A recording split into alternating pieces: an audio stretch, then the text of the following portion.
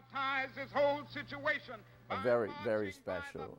You can see them all dressed up in their Sunday best. Clarence Fort will never forget how he felt as a young man in his 20s.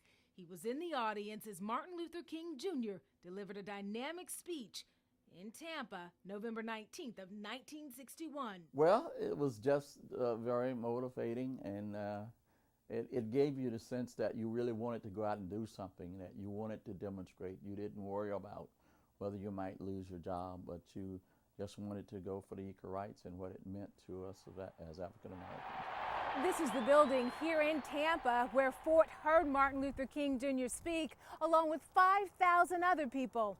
He says that speech had a real impact on him.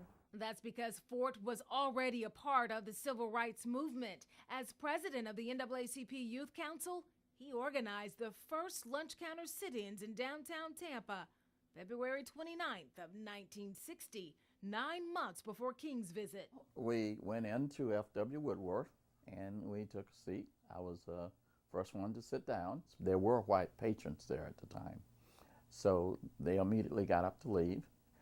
They cut the lights off at the lunch counters and put closed signs at the counters. But they didn't let up.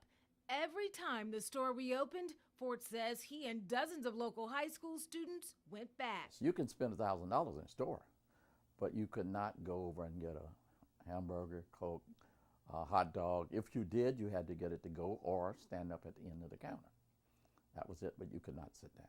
The number of students demonstrating doubled and expanded to other lunch counters. Fort says the mayor at the time, Julian Lane, enlisted Tampa's police department to keep the demonstrators safe. Tampa was one of the most moderate cities in the South during the demonstration, so there were absolutely no problem. You didn't have a Birmingham-type situation by any means, fortunately. 6 months later, Lane created a special biracial committee to start integrating Tampa's downtown businesses.